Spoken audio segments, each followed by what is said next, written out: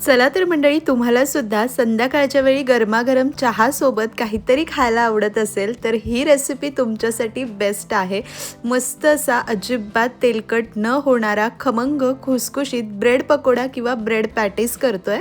तर आपल्याला आतल्या स्टफिंगसाठी एक वाटण करायचं आहे। अर्धा टीस्पून जिरे, 1 टेबलस्पून धने, आवडीनुसार हिरवी मिरची घ्यायची। इथे मी 3 हिरव्या मिरच्या घेतल्या, अर्धा इंच आलं आणि 4-5 लसणीच्या पाकळ्या पाणी न घालता जाडसर भरड करून घेतली। आता ब्रेड पकोड्यासाठी बेसनचं बॅटर करायचंय। तर 1 कप चांगलं दाबून भरलेलं बेसन पीठ घेतलं, त्याला चाळून घेऊया।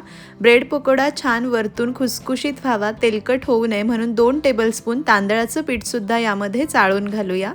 अर्धा टीस्पून ओवा असा हातावर रगडून घालूया, चव सुद्धा छान लागते आणि पचायला सुद्धा हलकं जातं। यामध्ये चवीनुसार मीठ घालायचंय आणि सगळं मिक्स करून थोडं थोडं साधं रूम टेम्परेचरचं पाणी घालायचंय आणि मध्यम कन्सिस्टन्सीचं बॅटर करायचंय। हे बॅटर खूप घट्ट नाही आणि खूप सैल करायचं नाहीये, मस्त असं मध्यम ठेवायचं। मला 1 कप बेसन पिठासाठी 1 कप आणि वरतून 2 टेबलस्पून इतकं पाणी लागलं। तुम्हाला बेसन पिठाच्या क्वालिटीनुसार थोडंफार पाणी कमी जास्त लागू शकतं। एकदा बॅटर झालं की 3 ते 4 मिनिटं एकाच दिशेने गोल फिरवत फेटून घ्यायचं, म्हणजे बॅटर हलकं होतं आणि ब्रेड पकोडा सुद्धा मग छान होतात। या पद्धतीचं बॅटर आहे कोटिंग कन्सिस्टन्सीचं, खूप सैल नाही खूप घट्ट नाही। आता जरा वेळ बॅटर बाजूला ठेवू। इथे मी 3 मध्यम आकाराचे बटाटे उकडून गार करून साल काढून घेतले। यांना मॅशरने किंवा हाताने मॅश करून घ्यायचे। पाव किलोला थोडे जास्त आहे। यामध्ये 10 ब्रेड पकोडा व्यवस्थित होतात। तर यांना किसणीने किसून घ्यायचे नाही, असेच मॅश करून घ्यायचे। थोडेफार चंक्स राहिले की मग ती स्टफिंग चवीला खूप मस्त लागतं। आता कढईमध्ये 1 चमचाभर तेल घ्यायचं आहे। जास्त तेल घ्यायचं नाही, नाहीतर स्टफिंग तेलकट आणि चिकट होतं।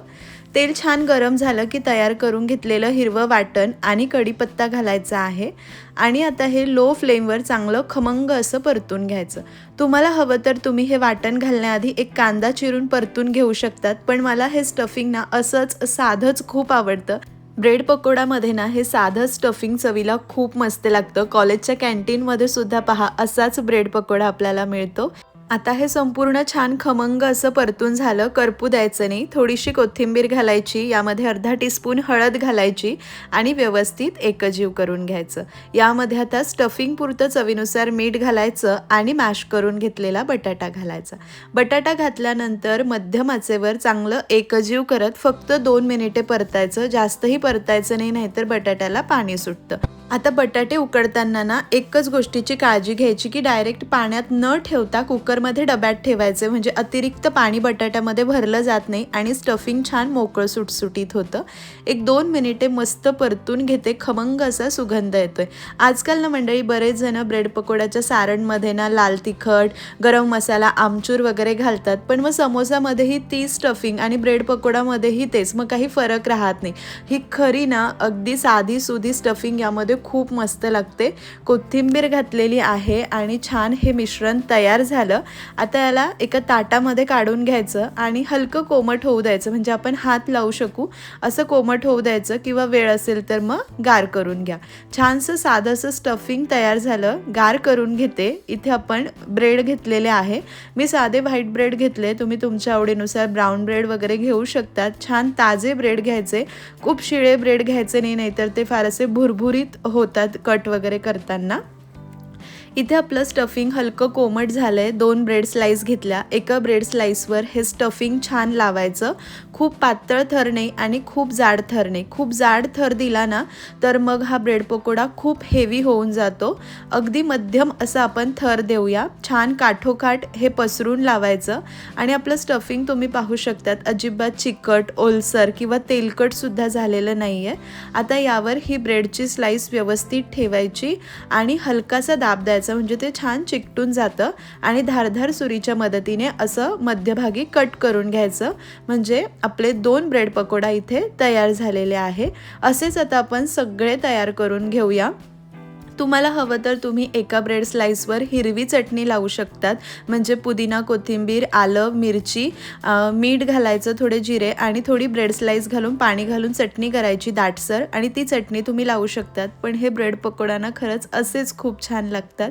मी लहानपणी ना माझ्या वडिलांसोबत संध्याकाळी दूध वगैरे घ्यायला गेली ना की तिथे एक मावशी हे ब्रेड पकोडा विकायच्या. इतक्या चवदार ते असायचे, मला अजूनही आठवतं आणि आम्ही नेहमी त्यांच्याकडनं घ्यायचो. अगदी साधं असं स्टफिंग, पातळ असा बेसनाचा थर, अजिबात जास्तीचे मसाले नाही किंवा जाड बेसनाचा थर नाही, खूप मस्त लागायचे. तसेच आपण करतोय.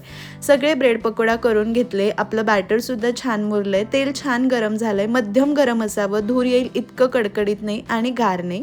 छान असा हा ब्रेड पकोडा बेसनमध्ये कोट केला आणि अलगद उचलून तेलात सोडायचा. या पद्धतीने पहा, एकदा हातावर त्याला हलका दाबून छान चिकटून घ्यायचा. बेसनमध्ये दोन्ही बाजूने कोट करायचा आहे आणि एक्स्ट्रा बेसन असं निथळून मग तेलामध्ये सोडायचा.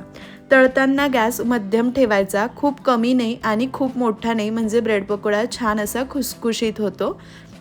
एका बाजूने साधारण 1-2 मिनटं तळला गेला की मग बाजू उलटून घ्यायची. 2 चमच्यांच्या मदतीने आपण करू शकतो. छान असा सोनेरी रंगावर येईपर्यंत तळून घ्यायचा. आता तुम्ही कढई किती मोठी ठेवली आहे, तेल किती कमी जास्त आहे, त्यानुसार तुम्ही 2-3 ब्रेड पकोडा यामध्ये सोडू शकतात.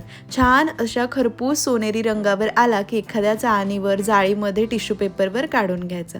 सगळेच ब्रेड पकोडा आपण या पद्धतीने तळून घेणार आहोत. हे अजिबात तेलकट होत नाही, खूप सुंदर खुसखुशीत होतात. अर्धा-पाऊण ताससुद्धा छान गरम राहतात, म्हणून छोटी मोठी पार्टी वगैरे असल्याससुद्धा आपण करू शकतो.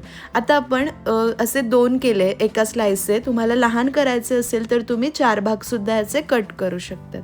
याच पद्धतीने इथे मी सगळे ब्रेड पकोडा तयार करून घेतलेले आहे. गरमागरम सर्व करूया.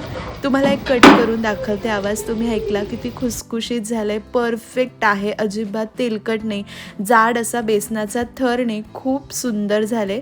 गरमागरम ब्रेड पकोडा तळलेली मिरची, हिरवी चटणी किंवा केचपसोबत सर्व करू शकतात. आम्हाला तर हे सगळ्यांना खूप आवडले आणि खास करून माझ्या लहानपणीच्या आठवणी ताज्या झाल्या. असे आता साधेसे ब्रेड पकोडा बाहेर मिळत नाही, ते भरपूर मसाला आणि जाड बेसनाच्या थराचे मिळतात, म्हणून तुम्हीसुद्धा घरीच करा.